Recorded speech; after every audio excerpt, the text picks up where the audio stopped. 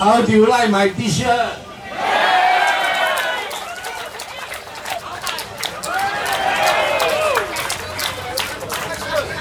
When I went to the printers in Queensway, they didn't reject me like Hui Hui. All the person said to me was, "You want it now? 10 minutes can?" So $18 and 10 minutes later, there I am.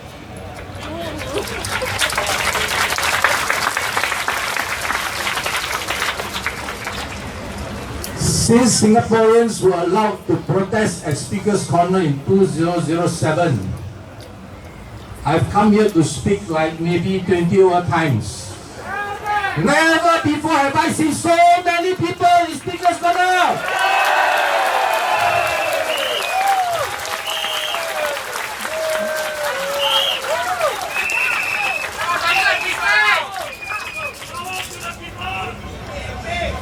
你知道新加坡人很可怜吗？当然最可怜是我，因为他叫我要讲华语。新加坡人很可怜，为什么？你们给的公积金是全世界最高的37%啊！你拿回来的回报率好像是全世界的公积金历史以来真的回报率，就是算的通货膨胀历史以来最低了。为什么你们这么可怜？为什么你的回报率就是全世界历史来最低的？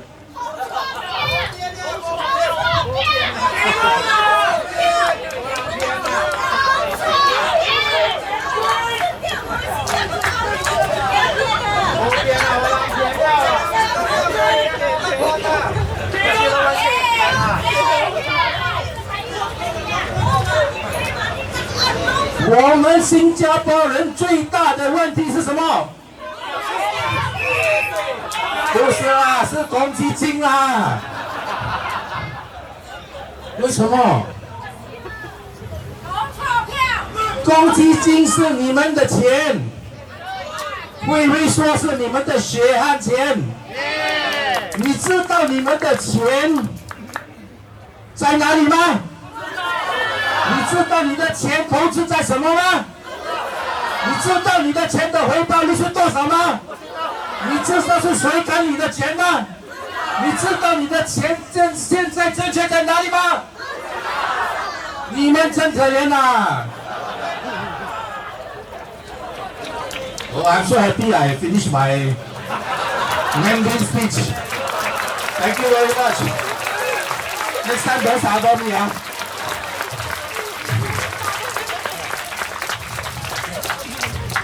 Singaporeans are very poor thing. Because if you look at practically every country's national pension fund, what do? They collect the money from the citizens. The citizens know where the money is going. What is the return on the money? Where is it? In Singapore, we have no transparency and we have no accountability. Since you don't know where your money is, or let me give you an analogy, okay? You give your retirement money to your akong. You know akong? Say, akong, no, after my retirement money, then the akong going to invest for you. Then you ask the akong, hey, what you invest in? I cannot tell you, no? In the last financial crisis, everybody knows the akong lost a lot of money. Say, how much you lost? Say, I cannot tell you also. And of course, the akong only pay you a fixed, the lowest historical real rate of return in the world of all pension funds. Then never mind. Recently, there is a person called Arthur who says, "Oh, I definitely never take money from akong, you know." Hello, when akong give you the money, how you know the money didn't come from the people's CPF in the first place? That's why he's called Arthur.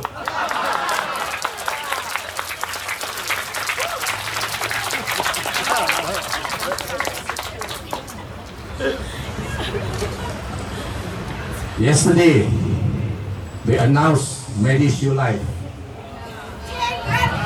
Every media report, wow, so good, you know.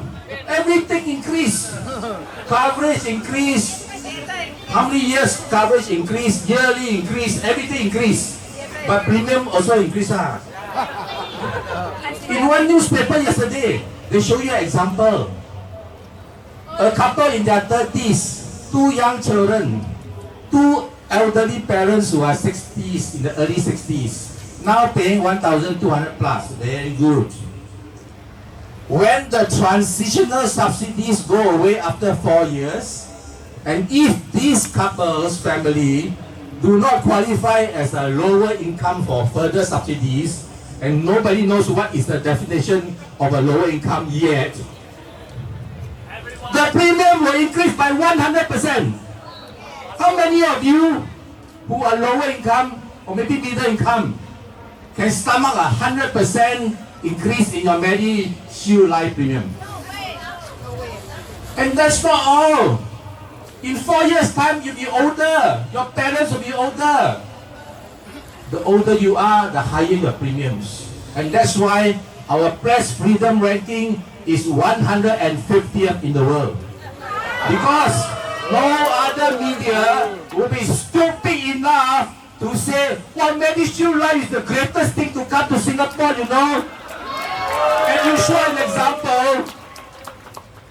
That's, if you look at the example itself, the premium increased by 100%. Hello? You are showing us an example that is very nice. What if you show us an example of older couple with older parents? And worse still, maybe one of them have a pre-existing condition that needs to be covered. That person is 30% more. Last month, we discovered something very strange. We discovered there is another CPF nomination scheme. It is called the Enhanced Nomination Scheme. You see, CPF nomination, all the years means very easy. You nominate someone as your nominee, you die, your CPF is paid to the person as cash. Simple, right? But last month, we discovered a new kind of CPF nomination called the Enhanced Nomination Scheme. How many of you know about the Enhanced Nomination Scheme? Enhanced Nomination Scheme means if you opt for this one, if you die, your CPF don't go to your nominees as cash. They go to your nominee CPF.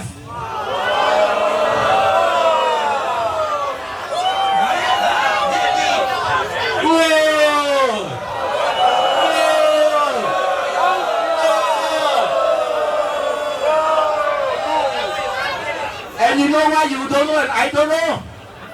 Because to the best of my knowledge, I don't think it has ever been reported in the media that this scheme has been available since 1st January 2011. 3 years already, nobody knows.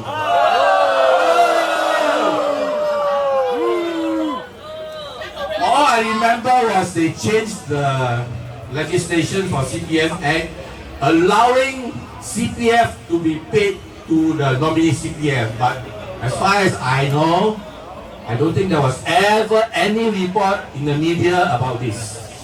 Strange things happen in Singapore, right? Singaporeans are very poor thing, you know why? If you start work and you get $1,500 pay, then you work for 40 years, and your pay increase by 4% every year. Why 4%? Read today's news, wages report. Real growth in total wage, including CPF employer contribution last 10 years, so 1.5%. Inflation historical in Singapore 2 plus, you add together about 4. So let's say your pay increased by 4%. At the miserable rate of 2.5% after 40 years, you have about $1 million. If your rate of return is like every other country in the world, The Malaysians, the average is about 6%. If you get 6%, the projection is $2 million. So on the average, every one of you has been shortchanged of $1 million. Are you happy? You are so poor thing. You know why? If your CPF is like every other country's CPF, then you get a higher return. When you are 55, whether have minimum sum or not important, because you have a lot of money, right? No job, no need to sell tissue, got enough CPF to help you. Your children cannot find job, no problem also. You got CPF to help your children also. So the mother of all our problems is our CPF. Yeah.